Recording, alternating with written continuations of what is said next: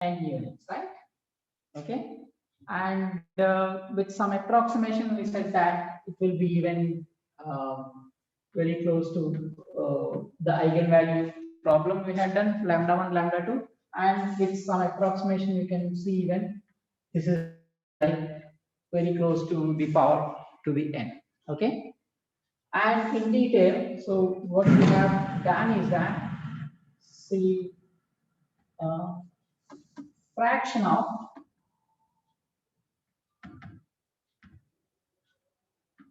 residues of a given chain in helix is expression is S by n, and basically if you see Q by S. Okay, so then this will be of this.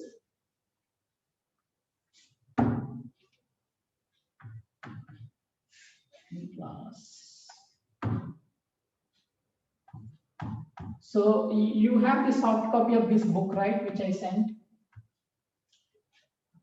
Mayor Jackson, soft copy. So this is a chapter 3rd, okay? So you all have soft copy. So even if I don't see the expressions clearly here, so you should be able to see in the book.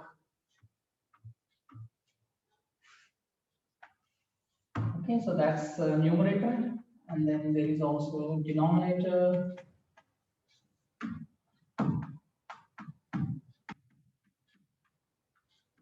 Okay. Okay. So this is the expression for.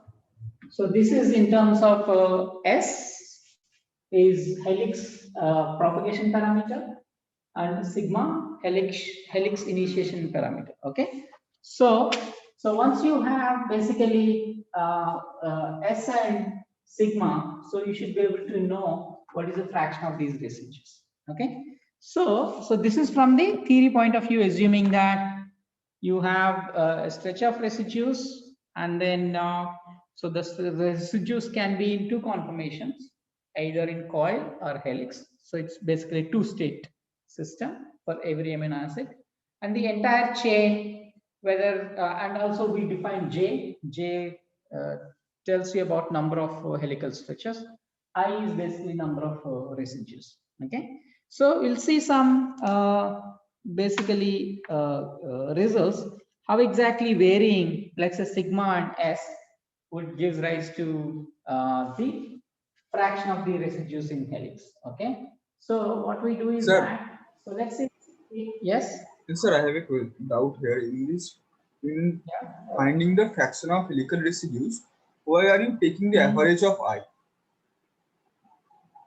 Why are you taking the average of I instead of normal I? No. So we have many conformations, you know. So it's, we are not just looking at one. All molecules are not identical to each other. Yes, sir. Okay, so it is spread, right? So it's Yes, basically sir. Yes, ensemble of molecules. In that ensemble of molecules, I is different for every molecule, but then if you have to average for all these molecules, okay, we are talking about ensemble, so bulk, many molecules, and property I is average. That's why it's average. Okay, sir. Okay, so let's say we'll see how exactly, let's say, if with respect to S, let's say we vary. So what is S and sigma? So these are weighted Boltzmann terms, right? So remember, initially we defined I, sigma, and S. So I is for the coil, and S and sigma with respect to the coil, right? So S is of the term, okay, so it has this one, it is of this form, okay, so by K, okay, so this is the Boltzmann terms, so this is of this type, okay. So now let's say if we vary the value of S, okay, so how does I by N will change, okay.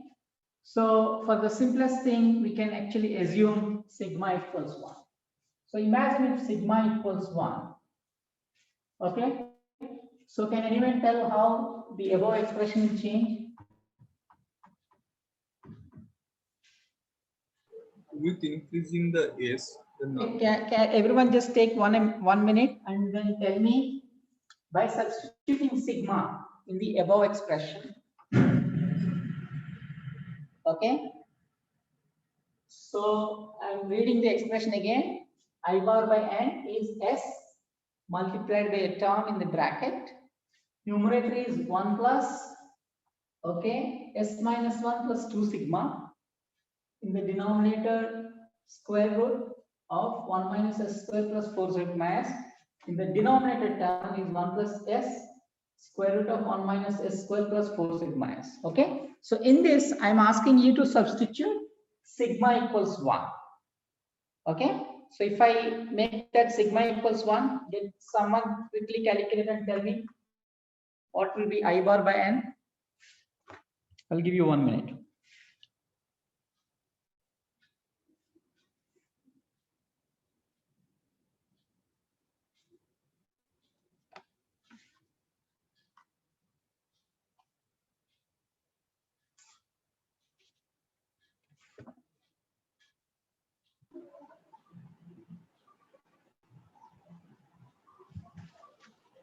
sir.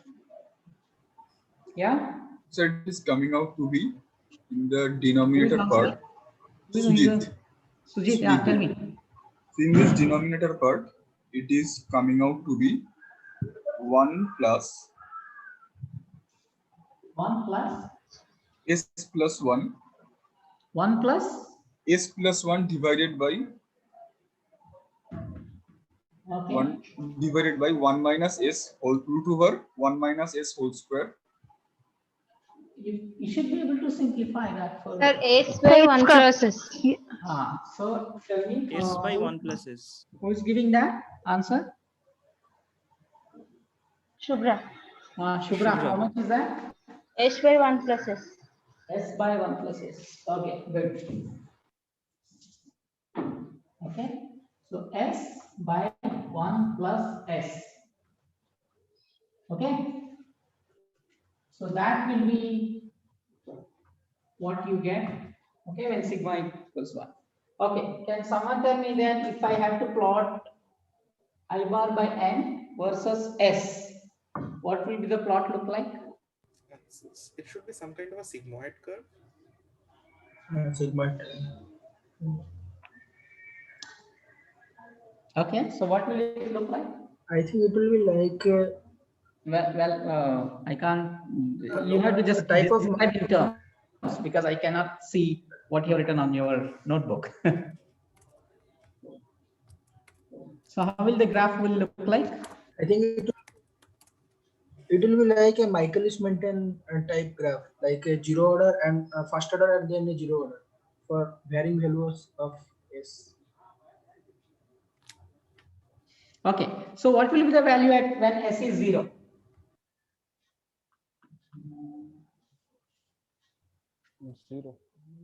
When s is 0, I bar by n is 0. 0. Yeah. Okay. 0, 0. Put 1 point here. Okay, when s is 1, what will be the value of I bar by n? 0.5. 0.5. Okay, when s is 1. Okay, so 0.5, right? So that's somewhere here. Okay, so then what happens now if you increase the s further? Imagine, let's say s is infinity or very, very high. It should go to 1. Okay, so it will reach basically value of 1. Okay, it will be something like this. Okay, okay, you agree now? So it will basically reach down, let's say down. Okay, so what does it say? Means that if the partition function, if the Boltzmann rate s, when it is 0, means that there is no stabilization. S is what? The stabilization coming because of the propagation of helix. This propagation, helix propagation parameter, right? Means that energy associated, stabilization associated with S. If there is no stabilization, so then I bar by n is 0, means that the number of residues or the fraction of the peptide in the helix form is 0 because there is no stabilization. Right? Okay. But then if S is very, very high, stabilization is very good, then most of the peptide wants to be in helix form. In other words, the fraction will be very, very high. Okay. So that's why it's reaching 1. That makes sense, right? But what's important is that the rate at which actually it's changing. Okay. So it's changing at a rate. Now, this is for sigma equals 1. But now let's say if you imagine sigma equals much less. Okay. Sigma is less than 1. So I have a question here. Yeah, Mithradeep, right? No. Yes. So what does sigma equals to 1 mean? Does it mean that the energy, there is absolutely no extra energy required for helix initiation? Yes. So sigma equals 1, same as basically the coil, means there is no additional stabilization. Okay. So it's exactly same as coil. So then randomly 50% of the residues in helix, 50% of the residues are in coil, right? Because there is no additional stabilization. That's exactly the point. So I by n is equal to half when S is equal to same as coil. Basically coil. No, I'm not asking what does coil, right? Sorry, I'm asking what does sigma equals to 1 essentially mean? Oh, S sigma equals equals 1. Okay, sigma equals 1 is basically sigma equals 1 means that there is the energy required. Okay, so to initiate helix, okay, or the stabilization required. Okay, to initiate that helix, there is no additional stabilization is yes. required. Okay, that's what is meaning of sigma equals 1. Okay, but now let's say if you put sigma equals less than 1, because sigma is different from S, right? Sigma is basically where you need to give that small kick. Okay, so that's required to convert, okay, coil residue to helix residue, okay, and so that it has conformation that, right? Okay, so sigma equals 1 is basically fairly high. But let's say if this initiation is not really favorable, okay, if sigma is very, very less than 1, okay, so then basically there is no additional the residues are not compelled to convert into helix. Okay, but imagine if more residues, okay, in continuation have somehow worked together. Okay, so then all can turn, imagine, let's say simultaneously to helix for some reason. Okay, so then once all converted, because S is now continuation parameter is active, so then all will convert to this. So in other words, you have to basically, it's easy to show the form, okay, directly on the board by switching sigma equals 1 because your expression is very similar. But now you can really work the same expression, okay, you can really put sigma values, okay, and so work it out. So if you work it out, so this is for sigma equals 1. Okay, so that you have all seen that this form is easy to describe from the mathematical equation to the graph. But now let's say what happens if sigma is less than 1. So then what happens is that, so the curves now go at lower values of S. Okay, so this is, I put sigma, okay, so less than 1. You can always have the intermediate values. Okay, so everyone is seeing the graph which I made for sigma is less than 1, how that is different from sigma equals 1. So when sigma is less than 1, okay, so initially now see the fraction of the helical residue is smaller than what it was when sigma equals 1. Means that, so now, so most of the residues, unless you have S value high enough, so most of them are in the coil state. But then suddenly after a certain value of S, okay, so now the fraction will be much higher than the sigma equals 1. So this is, now if you see, this is called a sigmoidal curve.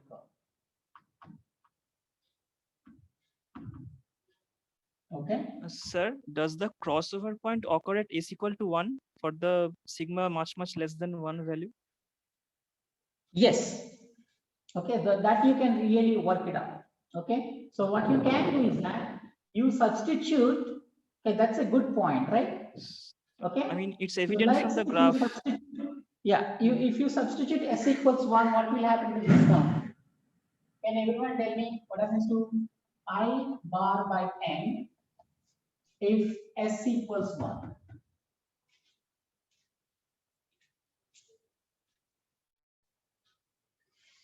That's a good point. So now, earlier you tried sigma equals 1, then I by n is equal to S by 1 plus S. Very good. So now the same mathematical term, if you substitute S equals 1, what will happen?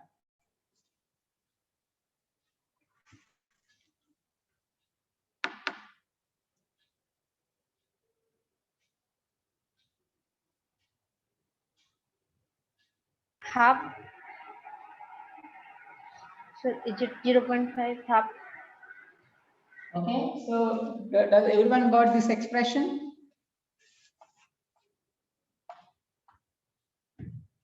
Okay, so when S equals 1, I by n or I bar by n is half, it's independent of sigma. Okay, so that's exactly what I represented in the curve. So at S equals 1, so I bar by n is always half. Okay, so when you vary the sigma, okay, from 1 to whatever value, always the I by n value 0.5 is always at S equals 1. Okay, so that's beautifully, you can actually describe this. Okay, so coming back. So now, so for this reason, so if you see at the small sigma values, the curve is actually more sigmoidal, means that there is what is called cooperative behavior. Okay, so this is also called cooperative behavior.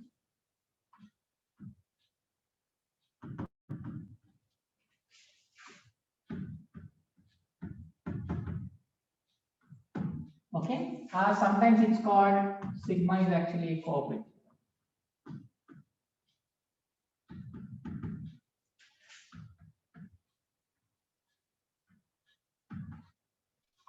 Okay, so sometimes sigma is called the cooperative parameter. This is the reason, because like many small values of sigma, the curve actually looks cooperative, means that, so unless most of the residues, okay, are turning simultaneously, the fraction doesn't really reach higher values. Means that if you only few residues are actually turning coil to helix, then it's not stable. They turn back to coil. But however, most of the residues are many residues together turning into helix.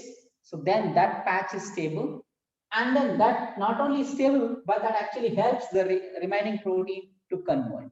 Okay, so sometimes these are called cooperative transitions or cooperative behavior. And then in proteins, okay, so mostly exhibit this cooperative behavior.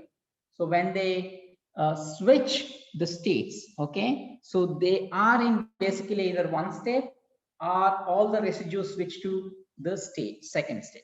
So typically these states we call native state and denatured state. Okay, in the case of only helix and coil, we are calling coil state and the helix state. Okay, but this is true for the entire proteins which exhibit not only just helix to coil, but there are other secondary structural elements which are actually forming, like beta sheet and so on and so forth, are plus tertiary structure. So these transitions are actually cooperative.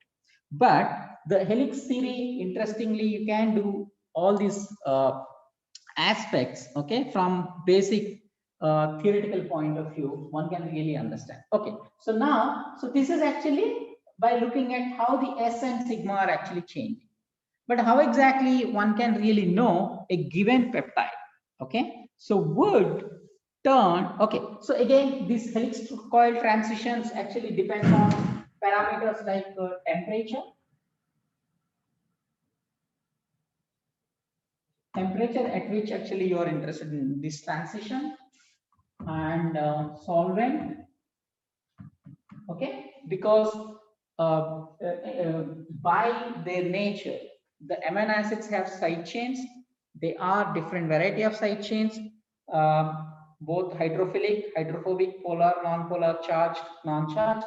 So these residues are very sensitive to the solvent environment, whether you have aqueous environment or you have hydrophobic environment. Okay, so though of course in nature proteins exist in aqueous environment, from the physical chemistry point of view, you can always actually look these peptides both in aqueous as well as non-aqueous solvents. Okay, both are actually very interesting.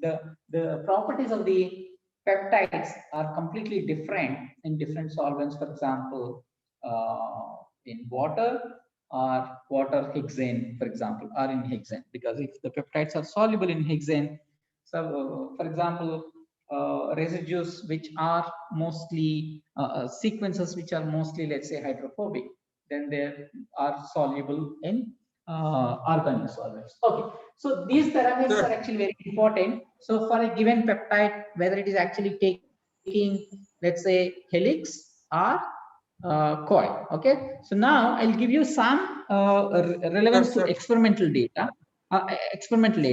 How exactly this coil helix transition, okay, gives rise to, for example, let's say for example, whether a given sequence, for example, let's say if you take homopolymers, okay, so yes, Mitradev, just a minute, in a minute. Okay, so whether a given polypeptides, okay, so if we take, let's say, homopolymers like, let's say, polyglycine, polyalanine, or any other polyamino acid, okay, so how can actually we compare the properties between these peptides, and then which one actually will favor, let's say, helix conformation, and which one will favor coil conformations under the same experimental conditions like temperature and solvent? Yes, Mitradev. My question is that, hello? Yeah, Mitradev, go ahead. Yes.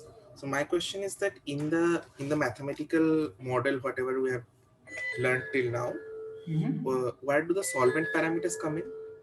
No. See, everything is clubbed in. Yes, the parameter S and sigma. We didn't really describe now, so we just generally attributed that there is S and sigma. These are the two parameters which are held. Now we will come and then say that if you take an amino acid, okay, how does this sigma and S for a given amino acid is different from any other amino acid? Okay, so that will dictate. Okay, so it's the transition. Okay, and this S and sigma will depend on the solvent as well. Okay, right, this will nature of the side chain or nature of the amino acid, and then its propensity to switch between, these are nothing but the stabilization energy, right? So we are talking about in an environment. If that environment is different, the sigma and S will be different. Okay, any sir, other question? Yes, sir, I had a question. Yeah. Sir, in this case, when sigma is very, very less than 1, we are seeing a sigmoidal curve, right? And in the sigma deals with the helix initiation parameters. Initiation, so yes. Deals, yes, sir. So this deals with all the entropy disfavor which are getting from coil to helix. The sigma encounters all these parameters. So what does sigma very, very less than 1 signifies actually? Is it the entropy disfavor is very much less here compared to sigma equal to 1 or something else? Means that how much actually stabilization, let's say, a given residue gets. It converts, let's say, from let's say coil to helix. Okay, is it favorable or not? Okay, So if sigma equals 1, means that it's really favorable. Okay, But if sir. sigma equals less than 1, means that it's not really favorable. Means that by converting that amino acid from coil to helix, you're not really achieving any stabilization. Okay. If at all, it will be more happy in coil, because then it will have freedom in terms of, for example, let's say structurally phi and psi. It can actually sample lot more space. But converting that at the expense of very tiny energy, you're restricting the entire conformational space. So it's in the end, it's not stabilizing. But however, sigma, though it is very small for a given residue in a segment n, but let's say many residues contiguously are in the neighbor to each other, can switch simultaneously. So then each one will have a small sigma, but the moment one residue is converted, the S will come into picture, so that all the stretch now will be multiplied by, let's say, 5 residues multiplied by S. Okay, so it's basically 5 times is more, or S power 5 actually, so many residues. So that will help convert simultaneously. So this is the word simultaneously very important, and this is what actually describes as the cooperative. Okay, either all will switch together, Yes, sir. okay, all will not switch together, but randomly if one switches, it actually comes back. Okay, so same Yes, sir. thing, Yes. same Sir, analogy used in basically cooperative transitions or cooperative binding, for example, like in the case of oxygen binding to hemoglobin, or Yes, sir. myoglobin, Yes, sir. where actually all units either bind oxygen or all units actually don't bind oxygen. Okay. Sir, Okay, can sir. you Got the explain point. again the part where it says that if the sigma is much less than 1, that means that nucleation is not that easy Yes. energetically. So how does that result in higher fraction? Can you repeat that No. So explanation? yeah. So what you need to understand is that, so this sigma equals 1 curve is easy to represent because your expression is very simple. S by 1 curve. Yes, yes, Okay. yes. But now the similar expressions you have to get for a small sigma. Okay. If Yes, you yes. mathematically plot, okay, for any value of sigma which is much less than 1, the curve what you will get is sigmoidal, where actually at lower values of S, okay, even almost up to let's say 0.6 or 0.7 S, Yes. your I by N is very small. Means that, so though you have S is large enough, Hmm. okay, so it should have been higher, okay, when sigma is 1, but now the I by N is very small value. Means that these residues still want to be in helix, still want to be in coil, because I by N is very small. But however, when S is actually reaching 1, so this actually rises steeply. Okay, not Okay. only rises steeply, but crosses very steeply, and then almost reaches 1 much faster than this curve.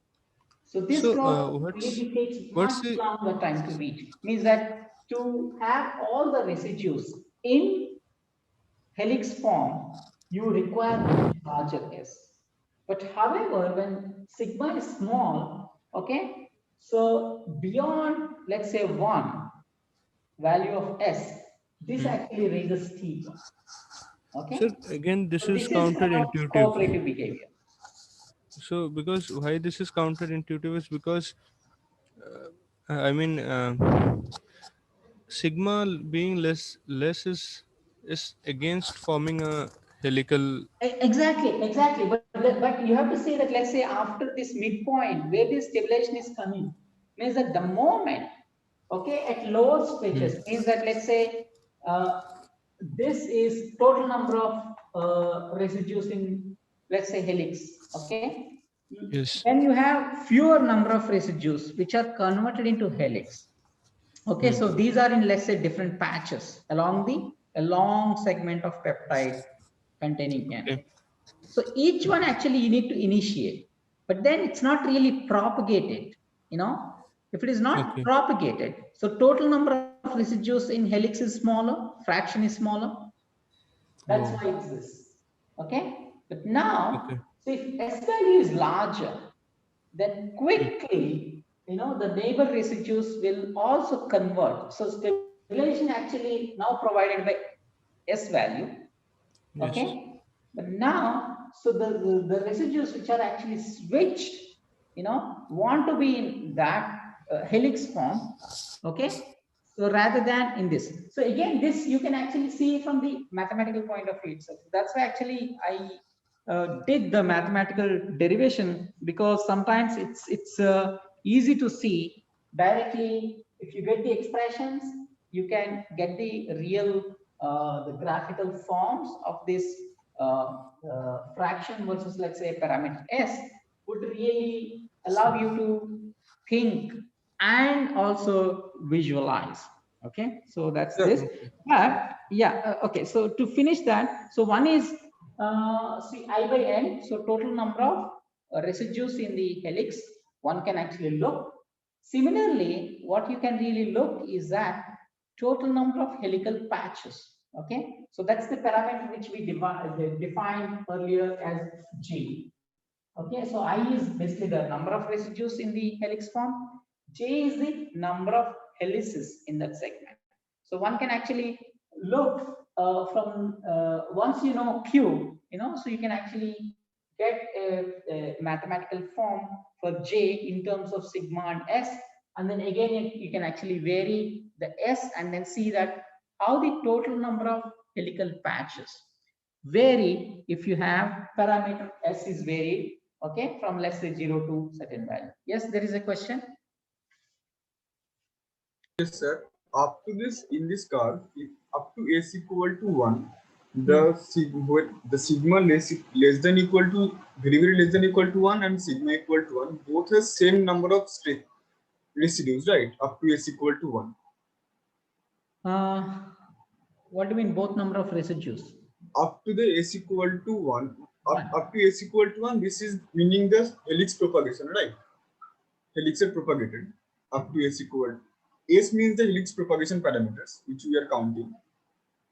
S is propagation parameter, correct? Yes, sir. So why are you not expecting this steep jump in sigma equal to 1? But up to, yes, sir. Why are you only seeing this steep jump in sigma very less than 1? Which factors is coming out here in sigma very less than equal to 1 to rise this cooperativity manner, which we are not getting in sigma equal to 1? No, so but again, that's why. So you need to appreciate the this expression, okay, which is derived from the partition function. So this will contain all the information for you. How Yes, exactly sir. the sigma and S are related. Okay, so to get basically the I bar or I bar by n. So they are related to this expression. So you can really see that sigma is not only important, okay. So when S equals, so don't think that sigma is not important when S is beyond one value, okay. So both are equally important, okay. So you have to really see that, for yourself. So let's say what is the meaning of S less than 1, okay. S value smaller than 1, greater than 1, and also sigma smaller than 1, greater than 1, okay. So then you will be able to actually appreciate this, okay. Yes, sir. So I think you need to really think, so but that mathematical expression should allow you to really visualize this, okay.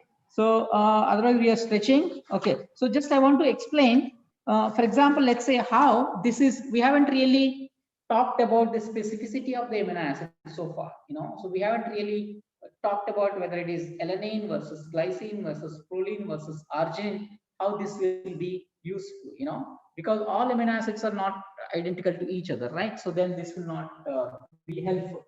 So now we have to see that how this S and sigma, okay, so would vary for, okay, different amino acids, such that can we really talk about now, okay. So let's say a given polypeptide, okay, or homopolypeptide would be in helix or would be in helix or coil, okay. So but simultaneously, so people have actually investigated where they have taken a polymers of polymers of the same amino acid or homopolypeptides, and then try to investigate this. Okay, and so very well known examples are polyglycine, because these are easy to make and these are available. Polyglycine and polyalanine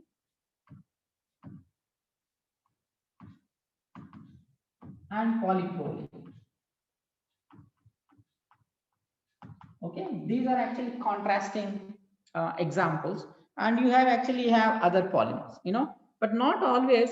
You can't really work with all amino acids in polymer form. For example, like polytryptophan, it's very impossible to work with polytryptophan because it's impossible to get long stretches of polytryptophan. But then what people have done is that, so they have taken a guest molecule, okay, host molecule, host peptide, and then you vary only 1 or 2 amino acids in that by changing them to a guest. Okay, so then whatever the changes you observe, okay, for this peptide by replacing only 1 or 2 amino acids, okay, as guests, so then the changes which you observe can be attributable to these amino acids. So now imagine if you have a peptide, okay, it doesn't matter whatever it is, and then you have an amino acid, okay. So where now let's say if you selectively make peptides by replacing X with every amino acid and then measure the properties of this molecule, okay, and then any changes if you observe then can be attributable to this amino acid. Okay, so one can again vary this template sequence and then by putting different amino acids just to remove the dependence of this. Okay, let me call, let's say, host peptide. Okay, host peptide, and then this is basically guest amino acid. Okay, so by doing that, so in 70s to 90s, people have actually worked with peptides where the peptide can form, okay, so certain conditions it can form a helix, and then certain conditions it can form a coil. Okay, so now you take the conditions, okay, so where you can actually measure the energy difference between this helix coil transition for this peptide. Okay, and then now you are varying the amino acid, each amino acid, and then you measure this basically energy difference between this helix coil transition. Okay, so let's say, so now that you call a free energy change. Okay, free energy change between, let's say, helix and coil, there is a thermodynamic energy difference. But now that, okay, so you can measure with respect to a given amino acid. Okay, so now you can actually get then delta G with respect to a reference. Okay, so here, so we take that reference as a glycine. Okay, so glycine typically, so it is an amino acid which doesn't have a side chain. Okay, side chain is basically just hydrogen atom. Okay, so people have actually done this kind of experiment by replacing amino acid, all 20 amino acids, and then got this information, delta G, basically how much, whether a given amino acid wants to be in, okay, under a set of conditions, wants to be in helix or coil, and how actually we can compare this across amino acids. So there is a huge table in this chapter 3.2. You can really see, but I'll give a important amino acid values. Okay, so this is a helix formation energies. The table actually gives nice data on helix formation energies. Okay, so here the top top ranker on this helix formation energies is alanine. So alanine has a value of, okay, so we are talking about delta G, okay, so is minus 0.77, okay, so this must be in kilocal per mole, okay, I guess, okay, fine, delta G, okay, so and I'll give you right away two other values, okay, so let's say serine is minus 0.35, I think, something like that. Okay, 35. Then glycine, so basically 0. And proline. Proline is 3.0.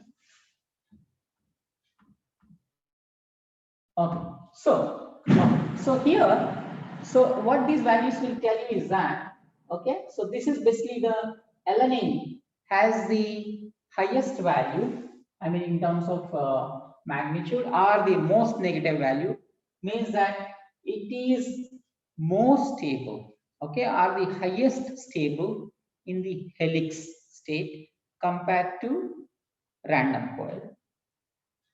On the same scale, serine is not as good as alanine, okay, but still it can be in helix state.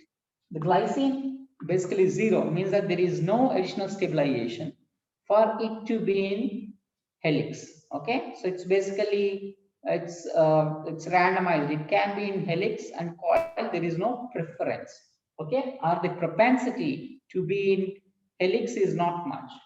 But if you see the proline plus 3.0 means that it will never be in alpha helical state. So if you take a polyproline, you know, it's guaranteed that it will be almost impossible to make it alpha helix.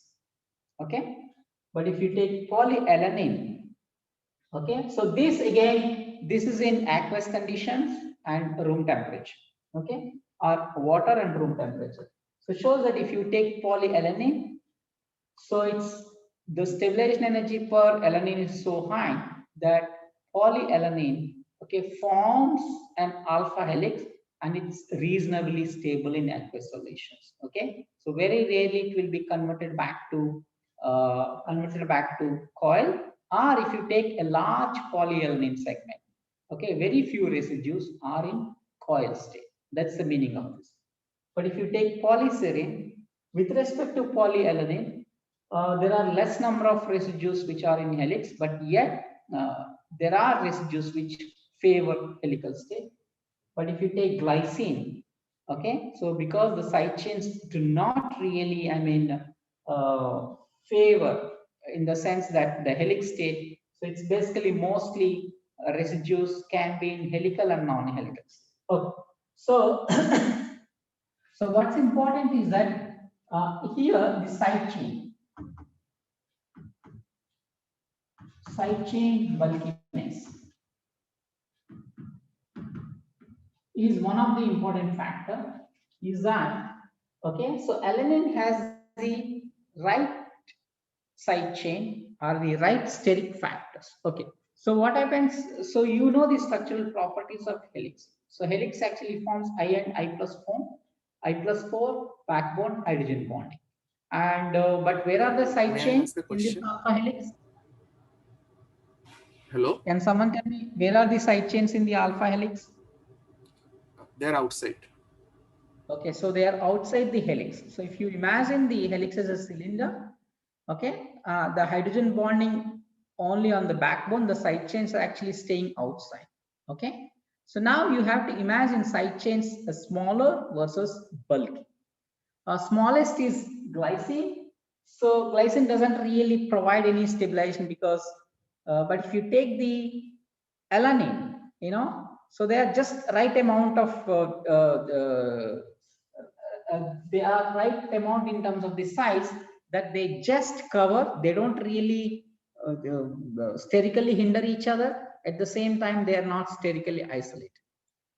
But if you take the larger side chains, okay, so now if you go down the table, for example, let's say valine, okay, so valine value is somewhere here, okay, so valine comes here, so that's minus 0.17, okay, so valine side chain is larger than alanine, so now they bump into each other much more and they need to be packed. Now they are sterically clashing with each other, which slightly destabilizes the helix with respect to polyadenine. So that's why its value is lower.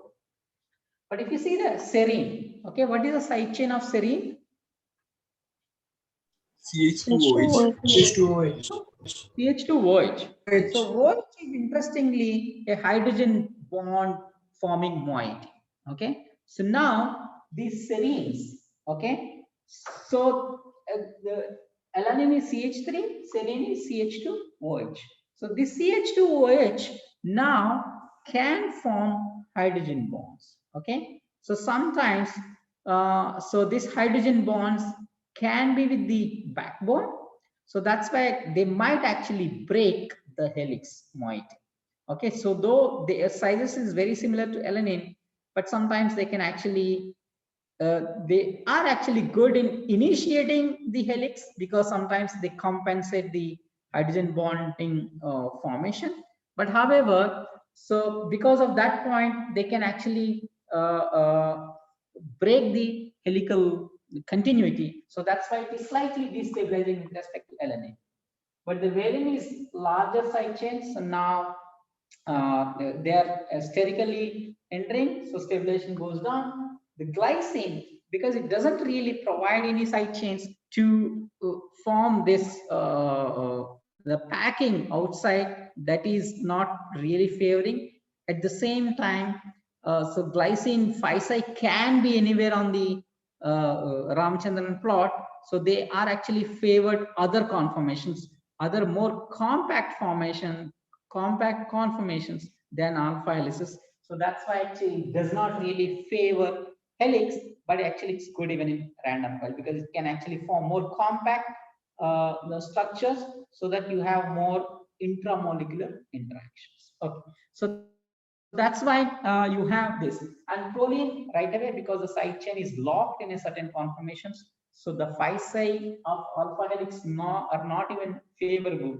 Okay, so that's why it does not really go into helix as we define helix coil transitions. Okay, so this story is only so now people actually compare. Okay, so now you can actually get back what is the S and sigma value for these amino acids. Okay, so that now alpha helix is this. So now this will help again back to learn about each amino acid side chain and their propensity to be in a certain conformation, okay, or certain secondary structure, certain canonical secondary structure. Okay, so that's basically only theoretical aspects which can be successful in explaining experimental foundations are basically this helix coil transition. But there are other theories, okay, when you go beyond because protein structures contain not only helices, they contain other secondary structural elements. They contain beta sheets, different types of beta sheets, different types of helices, and then these secondary structural elements come together and form tertiary structure. So you need to know much more than just learning only the helix coil transitions. For example, if you Can have I ask a question? yeah, just a minute. If you have a polypeptide chain, which let's say has a mixture of these amino acids, so helix coil theory will come into picture. Then you have to apply this S and sigma parameters for each amino acid in that sequence. Okay, and then in principle you can use this information to predict for that peptide. Okay, in given conditions, for example, let's say aqueous conditions and room temperature, what are the fraction of amino acids can be in that. But this is very complicated because the sequence has a certain sequence of amino acids. What amino acid is followed by what amino acid, and each amino acid will have a S/sigma, okay, which is nothing but a representative of these values. So that makes actually again theory complicate to even apply to let's say a random polypeptide you made in the lab. For example, let's say if you made a 20 amino acid peptide, okay, you know the sequence. In principle, we can actually apply this S and sigma and then predict what that peptide might be. Okay, so that's an important information. But again, you are assuming that it will form only helix coil transition, no other secondary structures. But that's not really true, you know, because we have other interactions. Okay, in the initial stages, we learned what are the possible intramolecular interactions like dipole-dipole, charge Sol bridges, hydrogen bonding, hydrophobic interactions, okay, dispersion interactions. So now if you bring in all these interactions or the potential functions, so then theory will get complicated because now you have to include not only just pure helix coil transitions, but other secondary structures and then other secondary structure interactions called tertiary structure interactions. Yes, someone has a question? Yes, sir. So, sir, the necessity of presence of hydrophilic residue at a particular interval for formation of alpha helix is only for the initiation of the helical structure, as you mentioned here. Just could you repeat just briefly again? Sir, there is a there is the requirement of hydrophilic residue after 2 to 3 hydrophobic residue for the formation of the alpha helix that I am saying. So, is it only required to initiate the helical structure like you mentioned here? The hydrophilic residue, what is the need of it? I mean, for the presence of hydrophilic residue. No, I didn't really say any specific sequence of amino acids which are required. So I just explained basically the process. And not here. There was a question in the assignment where there are so there are some hydrophilic residue after 2 to 3 hydrophobic residues. Okay. Okay, so first of all, as you mentioned here, that residues project outside of the helical structure. So, if, in my opinion, if hydrophobic residues will be there, then there should be, I mean, unfavorability associated with. No. But So, yeah. Okay. So you have to see the perspective. Okay. So I might have given a sequence, you know, so directly taking from, for example, let's say a real alpha helix, you know. So the residues which form alpha helix, but imagine on the side of the helix. Now, if you observe around the helix, imagine if there are hydrophobic residues are lined on one side of the helix versus the other side is, imagine, let's say hydrophilic. Okay. yes, sir. So then it's possible that this helix, either many such helices come together and then form a hydrophobic interior, one way, Okay. or this helix might be in a protein where the side where the hydrophobic side chains are lining up pointing towards interior of the protein. I think that's what actually I was anticipating. Okay, so not only that these residues form alpha helix, because alpha helix is actually mainly the hydrogen bonding of the backbone. Side chains don't really participate, but the side chain picture will come into effect whether this helix is existing independently. For example, like polyalanine can actually exist independently. If you take, let's say, 20 amino acid of alanine, you know, so then it forms actually short helix and they're stable itself. But let's say if you take a real sequence, okay, most of the time, for example, let's say helix bundle, okay, so where we call 3-4 helices come together and form bundle, okay, means that now you have to really think that where helix contacts might be this hydrophobic interaction. Okay. Or imagine, let's say, G protein coupled receptors. This is called 7 transmembrane helical bundle, you know, where 7 helices actually embedded. as a single protein molecule in a membrane. Okay, so where now the exterior of this bundle is hydrophobic, so that's why they are stabilized by the lipid environment.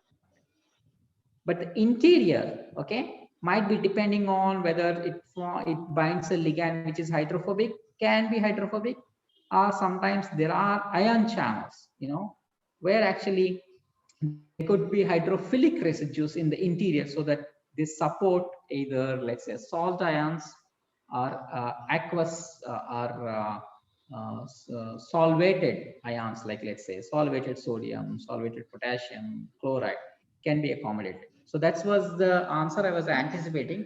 What might be Yes. the usefulness of, let's say, residues which after the given peptide forming alpha helix, but one line of residues exterior form hydrophobic. Okay. So that's basically the helix coil theory. But then, like I said, to extend this beyond. May I ask the question? Yes, Mr. So you have told that there is this host guest kind of method through which people try to estimate the sigma and s. But Basically they calculate this delta G. This is what actually they calculated, but that is related to this mechanics. Yes, but the model that we have learned is Yes. like a homopolymer model. So let's say I want to know that what is the delta G value for tryptophan. And Yes. now if I use it as a guest molecule in, say, polyglycine versus polyalanine versus polyproline versus polyserine, I don't know if polyserine exists. So I'll somehow have different values of delta G, right? Because the extra stabilization should be dependent on what residues are neighboring to it. Yes. So Correct. how is this difference accounted for? No, that's what I'm saying. So either, for example, let's say now the way they have done is that these experiments are not again as straightforward as I put it. Okay, so what it forms that they have a host peptide. Okay, so host peptide forms, let's say, a helix. Okay, helix, and actually it's not even helix. Actually, it forms helix dimer. Okay, and now and you actually can measure by melting this. Okay, so this helix you can add heat energy so that it actually melts at certain temperature. So by this, the heat release, okay, you can actually measure the stabilization, free energy of stabilization for that peptide for helix coil transition. Okay, so now you make another peptide, only one residue change. Amino acid, let's say now you're interested in tryptophan, you put tryptophan and then you measure this energy change. Next time, let's say you change that to, let's say, serine, you measure the energy difference. So what, and default, let's say you put glycine there. Okay, so you measure now with respect to one amino acid. Okay, actually directly you can measure the heat changes, but then you can actually compare with respect to each other, or you can actually directly take these free energies in terms of kilocal per mole or kilojoule per mole. That's what actually they have done.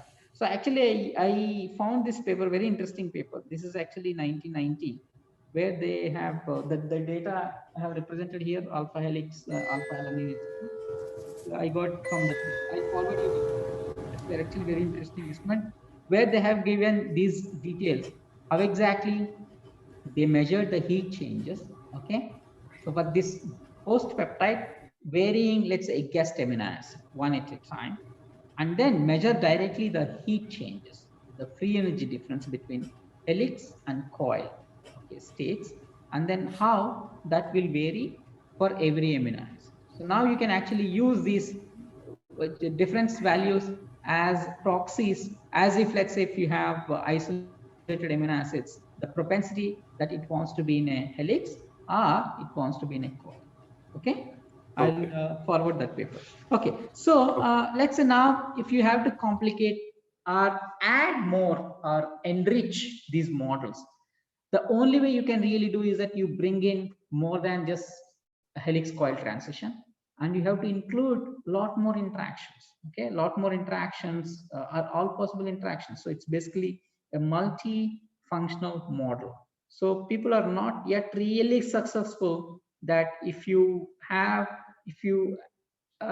given them just a polypeptide sequence, okay, real polypeptide sequence, and then ask them that what structure actually it contains, it's not really possible because the problem itself is very complex. But however, systems like this, okay, are allow you to actually understand systematically. So what's might be happening with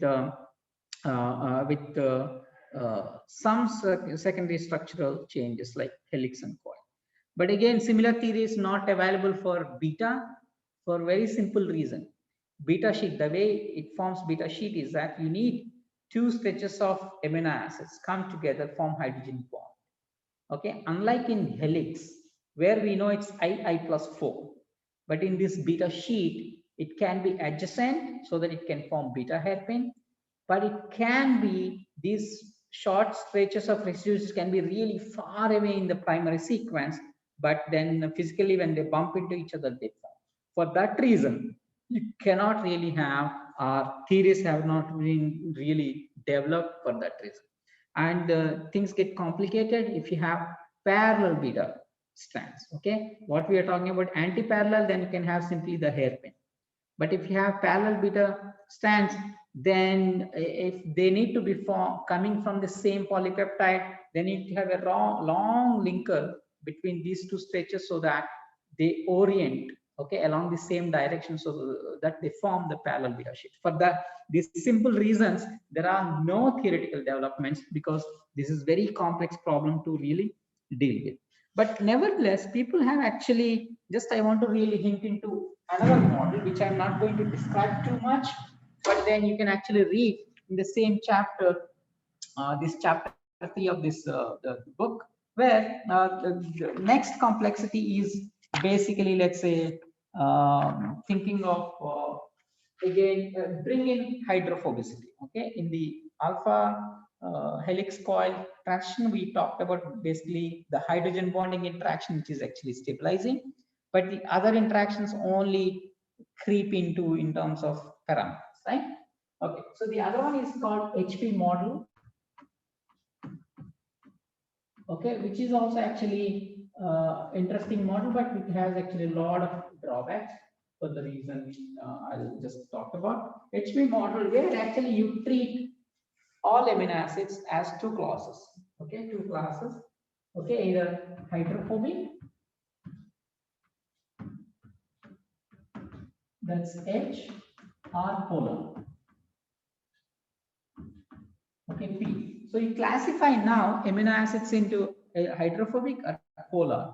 Okay, and then you treat a given chain is like H, P, P, P, H, H, H, P, P, and so on and so forth. Okay, so now we know that hydrophobic typically likes another hydrophobic, right?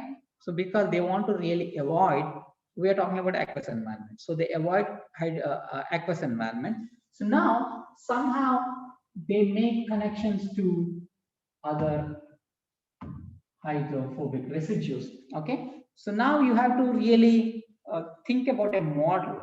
Okay, like in helix coil, straightforward, we always talk about II plus 4 very neatly, so there is no other complications. The only contacts are II plus 4. But here, any two hydrophobic residues, if they can come physically, okay, and can in contact with each other, so then is a stabilizing interaction, right?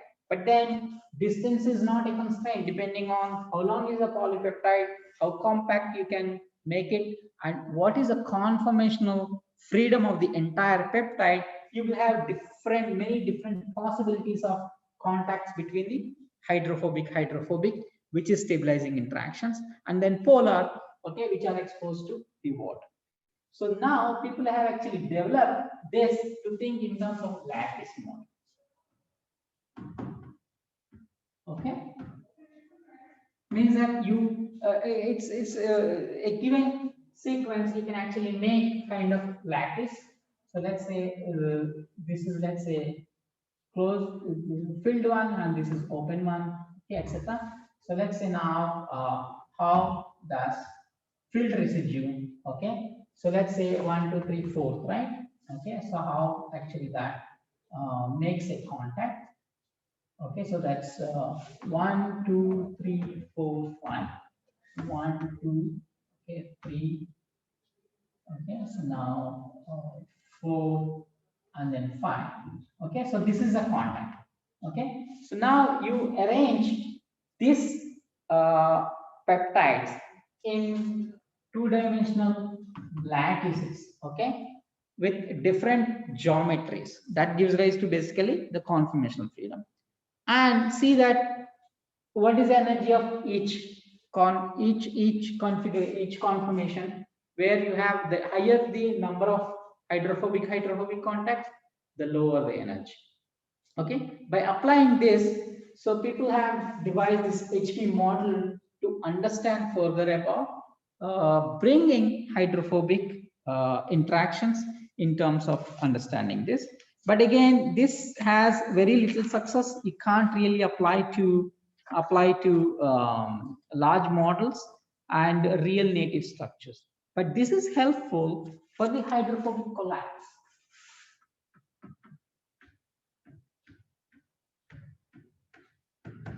Okay, collapse, where let's say if you have a long polypeptide chain just dropped into water, so then all the residues which don't like water try to avoid by interacting with each other. Okay, so then forming a cluster of residues, okay, which interact with each other but exclude water. Okay, and this is called a collapsed conformation. So this is a hydrophobic collapse. So this is one of the primary events. That's what happens in protein folding is hydrophobic collapse. So these models are actually helpful in trying to understand from the theoretical point of view how this collapse might happen, what might be the conformations, okay, how many conformations. But again, they're not really talking about the rates. You know, rates can be measured only experimentally. Okay, but this HV model provides conceptual understanding about collapse of hydrophobic things, but it does not really help further, because unless you include other specific interactions. Okay, so what are native structures? So in the initial classes I showed different structures, you know, beautiful helices, strands, together large beta sheets. So where the contacts between residues are very specific and directional. Okay, provided by different bonding. Hydrogen bonds are directional. You know, salt bridge interactions are directional. But on the other hand, hydrophobic interactions don't have to be really directional, but the maximum overlap really stabilizes the conformation. So this hydrophobic collapse explains the compactness of molecules, okay, but yet it doesn't really specify the interactions so that you have a perfect native structure. Okay, but however, it provides collapsed structures, okay, which are called molten globules. Okay, so molten globules are the structures of molecules, okay, where the conformations are compact. Most of the interactions are intramolecular, but these are not very well defined interactions. The interactions are fluid, means that if you take randomly two molecules from this ensemble of molten globules, they are different from each other, okay, because the set of interactions are completely different in both the molecules. Yet the overall compactness, overall size of these molecules are very similar. Okay, so that's why these are called molten globules. But some features might be identical. Some secondary structures between different conformations might be identical. But however, both molecules are different from each other, or any two molecules different from each other, because they don't have a large set of interactions which are primarily identical. If they are primarily identical, are highly similar, then you call the molecules attained native state. So that is not provided by HP model. Okay. So, but then what is the way? So still the way is mostly experimental in understanding how a given polypeptide chain, okay, will attain a folded native structure is mostly even today achieved by experiments, different types of experiments. Each of these experimental tools will give different different information. For example, let's say if you use fluorescence, okay. Okay, so for example, let's say if you have a protein which has a native structure, and then you try to understand by looking at 2 points, and then you simply measure the distance between these 2 residues. Okay, how does this distance changes as the molecule, let's say, in the denatured state?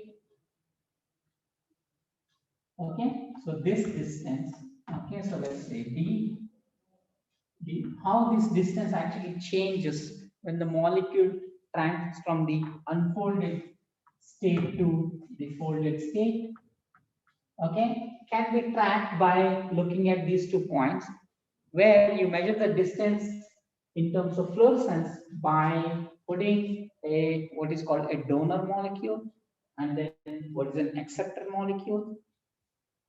When the donor is excited, the fluorescence, okay, can be diminished because the energy is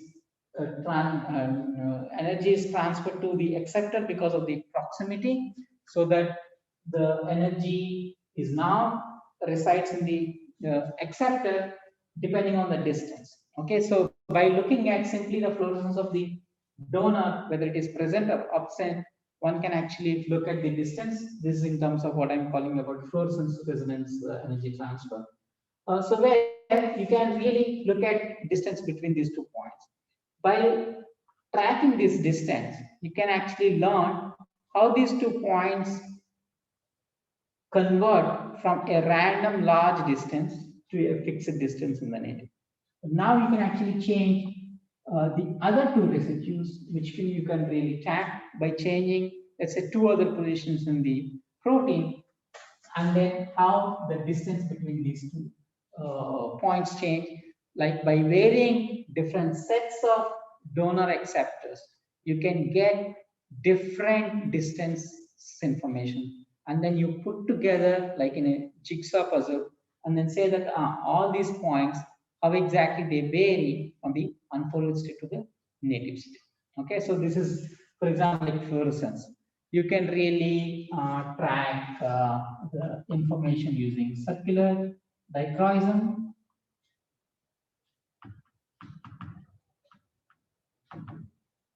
Okay, so where you don't really look at one amino acid, but you look at all the secondary structural elements by looking at whether it is how fast the alpha helices are forming, how fast beta sheets are forming, how fast the random coils are diminishing. You can really track from the same transitions. Okay, you take the molecule, you put them in folding conditions, and then you track parameters, okay, so that which will tell you in the end how much secondary structure are actually changing. So we can use many other techniques, NMR, okay, so we can use kinetics, sometimes as simple absorption, also absorption spectroscopy or absorbance. Also will allow you to track. Okay, it's only how you use the different tools. There are many tools. Okay, including of course single molecule. Okay, which I use. Okay, so we'll tell you how an unfolded molecule transit to a folded molecule, or sometimes you exactly do the reverse. You take a folded molecule, you subject it to conditions where the denatured or unfolded state is actually favorable, and then see that how this transition really occurs. Okay, but to date there is no simple theoretical tool which can give you that this is my protein.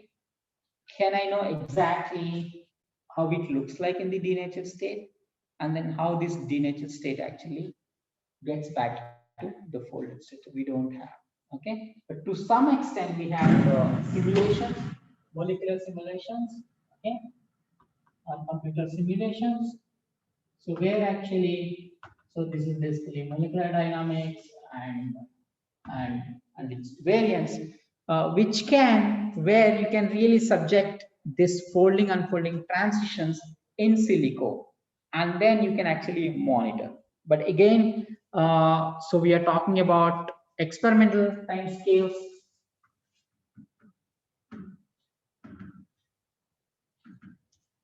Okay, so typically medium-sized proteins, okay, microseconds to, okay, milliseconds to sometimes seconds. But simulations can't really do such long time scales, you know. So simulations, okay, so typically they are really good from picosecond to nanosecond to, let's say, microsecond. Okay, barely microsecond is really long for the larger system. Okay, but some systems which fold really fast, okay, like small helix bundles and etc., can be completely tracked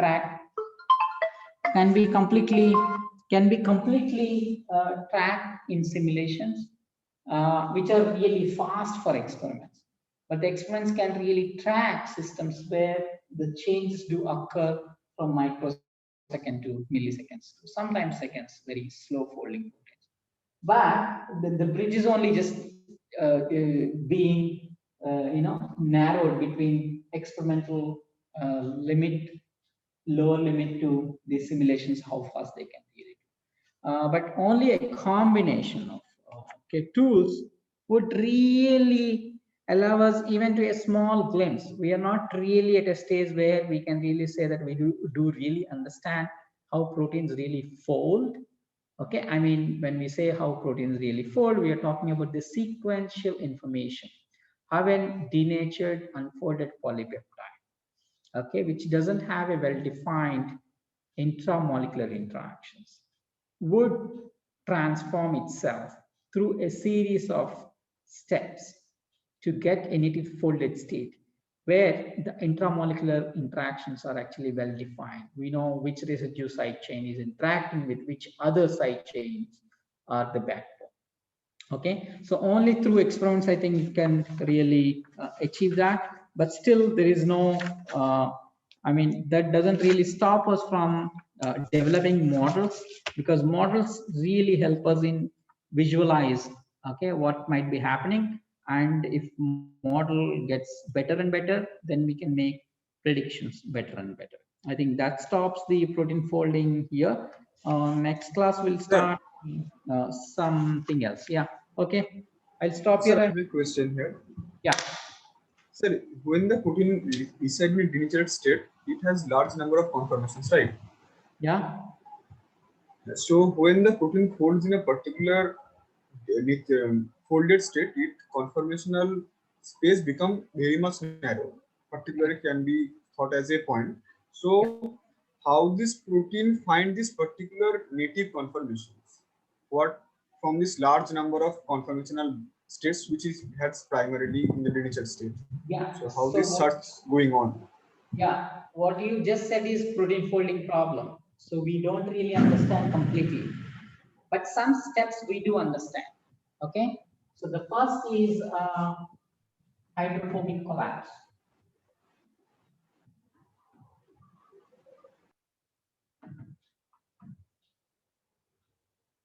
Okay, so that's the first step. So if the protein is large enough, and if it has hydrophobic residues, the first step is that the first and typically the fast step is a collapse. So all the hydrophobic residues clump together. Okay, form what we can call a oil drop-like environment. Okay. Yes, sir. Yeah. And sir, what time it takes to form the hydrophobic collapse? Oh, so typically this is I would say hundreds of nanoseconds to a microseconds. Okay, microsecond. Hundreds of nanoseconds to microsecond, very fast.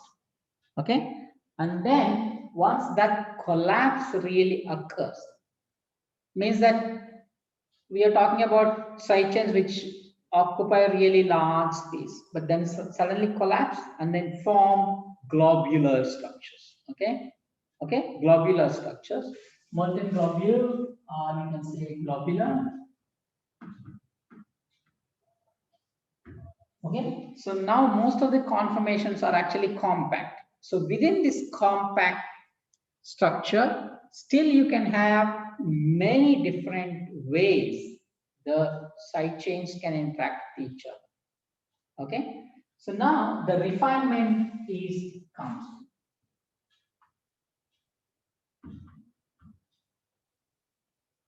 Okay, so this is the refinement. So this is where now the helix coil transition will come into picture.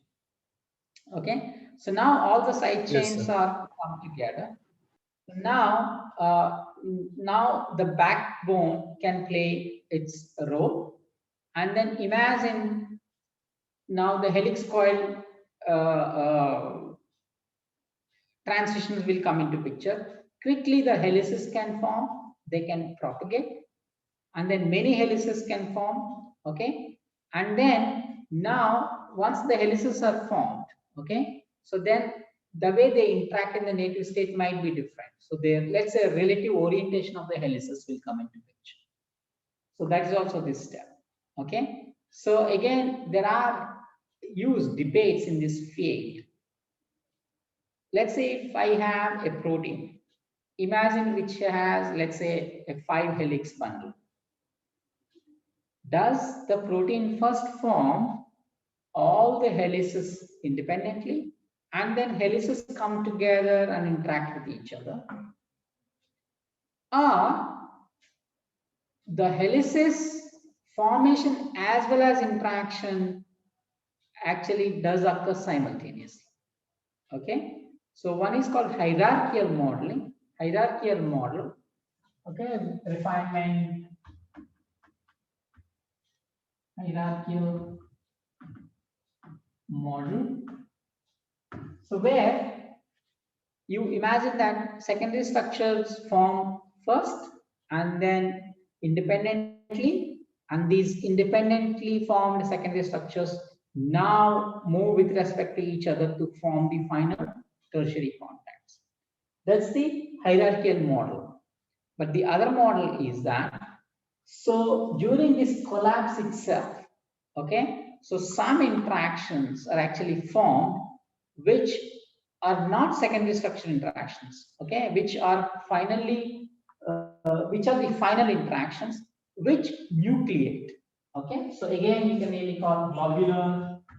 Okay, so nucleus, okay, which form a nucleus. So around this nucleus now the final rearrangement. So which is, this one is different from this hierarchical model. So there are big debates. Okay, I don't think any one model is correct. Maybe sometimes some proteins might preference this over that, but some proteins might preference that over this. But all these elements, I think, do exist. Okay, maybe to slightly different levels for different systems. Okay, and but people actually have been fighting, you know, about whether hierarchical model is correct or the nucleus.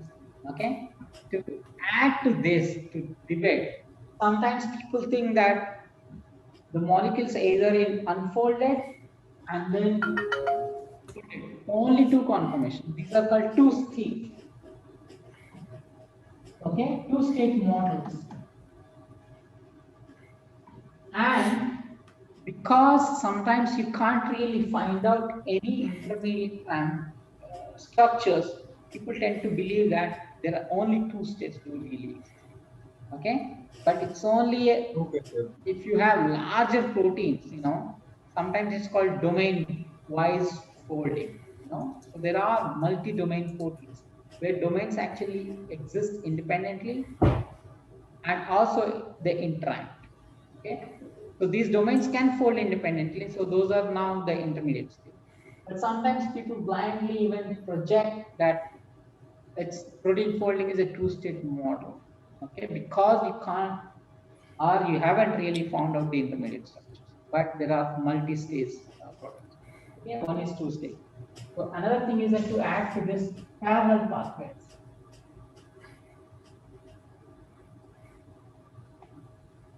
Okay, so this is my favorite model because this is what I favor. These parallel pathways means that is there a unique path for a given unfolded protein that can you really predict that it goes through these certain number of steps? Let's say step 1, 2, 3. Okay, every protein goes to step 1, step 2, step 3, and then folded state. Okay, but sometimes you might miss the intermediate steps. Step 1 directly can go to step 3 and then folded state.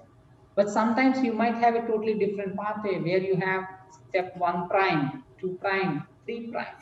Okay, the sequence in which the final contacts are attained from the unfolded chain can be through different sequence of events that gives rise to different paths. Okay, uh, gives rise to complexity.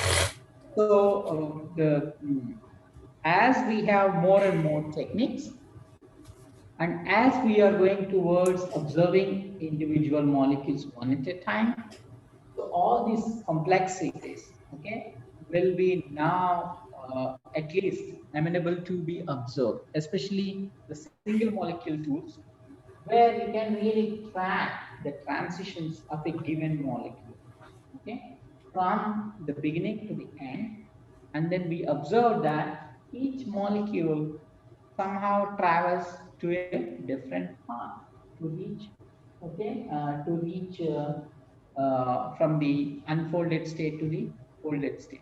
This is very similar to, for example, let's say if you are really, let's say in Thane, okay, and let's say you have to reach Kolaba, it's grossly the route is fixed, from Thane to Kolaba, let's say you have to take a train, certain stops and etc., right?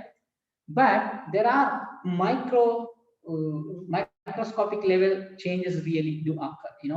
So you can come through, let's say if you are taking train, then you come to, let's say, VT, and then you come to Kolaba, or you can come to Churchgate and then come to Kolaba, or if you take a bus route, which is totally different route, but all will lead to the initial state to the final state. Okay, of course each state will have its bottlenecks. The rate constants will dictate whether each step is fast enough that route is favored, or depending on how much time is available for the protein. Okay, so does that somehow get uh, stuck at a point, and then these are called kinetic traps in experiments, and once it gets stuck there, so it stays a really long amount of time to come out of that bottleneck so that it can reach. So depending on how you start or how you initiate folding also is an equally important. Okay, sometimes the way you initiate, you will have a different route. For example, let's say if you take a protein which you heat denature, means that you raise the temperature to, let's say, 90 degrees and then suddenly cool it, the way the molecules behave is different from the way you initiate, for example, let's say chemical denaturation. You denature the protein using, let's say, denaturant like urea, vanadium hydrochloride, and suddenly you dilute that so that the denaturant is less. So these paths might be different. Okay, so though we know that the molecules will reach the final step, the beginning state is equally important because the denatured people have shown that whether the unfolded molecule ensemble, whether it is heat denatured or chemically denatured, might be different. And for example, like the way we do in mechanical denaturation is totally different from thermal and chemical denaturation. So the initiation reaction, the starting reactant, okay, or the starting state, though you call quote unquote unfold denatured, state might be different from different tools. So then your starting point is slightly different, you know. So then the route you take from that to this might be different. Okay, but nevertheless, what we are good at this stage is that okay, but we can structure prediction is actually good, you know. So each year there are competitions, you know, so where the models which predict the structure, they're actually very good, but the only thing what we lack at the moment is that how the molecules actually attain this folded state from an unfolded state is a big really unsolved problem even today, you know. And this gets complicated if you want to study this folding inside the cell.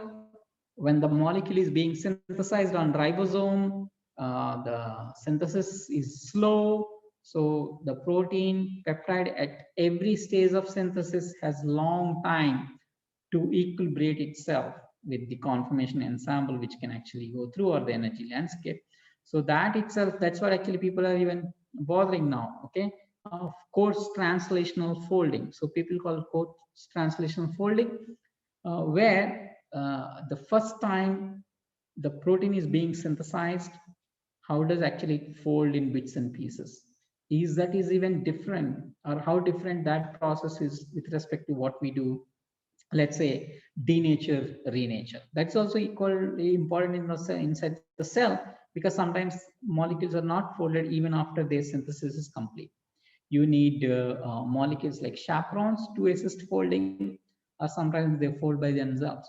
So there are a lot of other complexities, you know, so which are still make this field really rich enough even today, though it's been beaten to different levels by many different tools over last, let's say, I would say 50 years, but still so much to learn, because there's a lot to explore. Okay, you can really make these experiments complex and realistic, okay, by including what are called crowdings, because the crowding is one of the ways in which inside the cell the molecules are actually affected, because you have large sized molecules, okay, organelles inside the cell, which have some effect on the space available for individual molecules to form. So this is called crowding effect. That's one of the ways actually people try to do that in vitro, but sometimes people are actually trying to directly follow the protein folding pathway inside the cell, you know, which is much more challenging, given that you have fewer number of molecules, given that you have other molecules.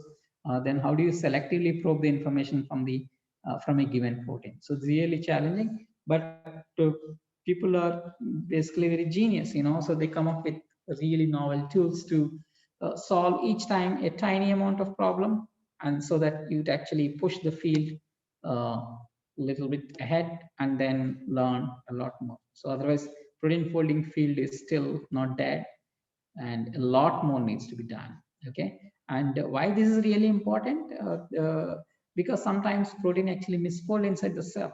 So if you understand what steps the proteins actually require to attain the right information, that also will help you why some proteins are actually get stuck. You know, so what are the ways actually cell devised to overcome these problems, and what actually cell does to molecules which do not really fold completely, etc. All these questions are actually related to protein stability and folding in the end, you know.